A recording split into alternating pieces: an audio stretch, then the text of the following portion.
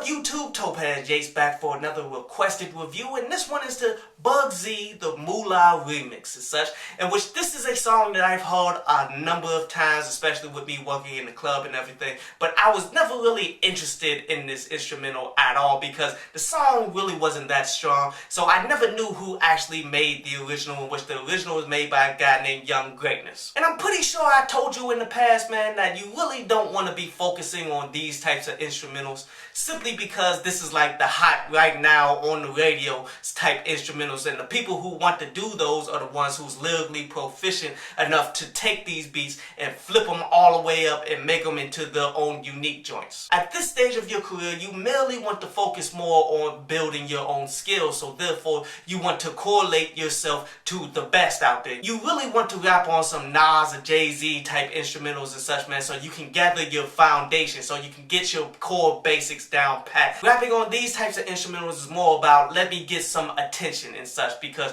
this is the type of music that everybody wants to listen to and people will listen to it just for the beat. But yet in the end, with you doing a world star promotional campaign and such, man, it makes sense. It's just ultimately your skill level is not on the level in which you need it to be in order to do any of this. But yet this track is ultimately a shout out track that you're doing for your whole team, but mainly focused to DJ Goo, who is your mentor pretty much. And there's nothing wrong with showing love to the people that's around you and the people that's trying to help you come on up and such, man. I respect that 100%, but this is a difficult type of track to try to pull off. Because think of the logistics of it, man. Like most songs, people really rock with it because they can relate. How can people really relate to the love that you got for your particular homies when they don't know these particular people that you were shouting out on a name basis? Like, this only really works when you got a crew of people that's already kind of known. Like when acts that's within TDE shout out other acts that's within TDE,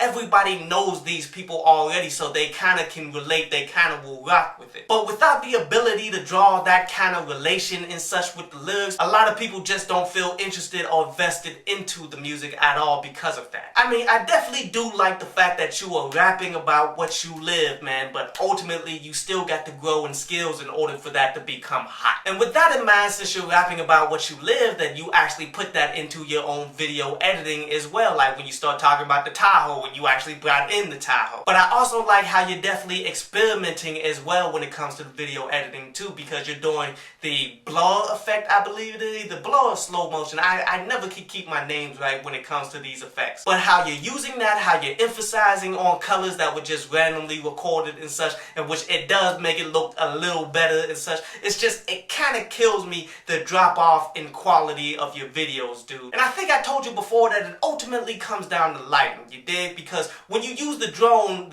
obviously must have its own lighting, and when you rise it up, the cities usually have good lighting as well, so you get very good pictures. But yet when you take that same camera and do something on the ground and such, and your lighting ain't right, it look like cell phone footage. You definitely gotta invest in some LED lights, man, some very potent ones like that take like 8, 12 batteries and such, man, but yet they're so potent that you can see pretty well at night. Understanding your lighting and such, man, is what separates good videographers from the bad ones, dude. 100, you got to study that. This is probably one of the worst videos of this campaign that you got kicking off and such, man, but ultimately I am interested to hear from you about the progression that you have been having. Like, are you seeing more subscribers? Are you seeing more success because of all of this money that you've been putting up to do this World Star campaign? Here's the thing, man, as long as you stay consistent with this plan, you will find your own success out of it. How much of it is up in the air, but I like the way that you were focused. But everybody go ahead and check out this video, man. The link to it is in the description below.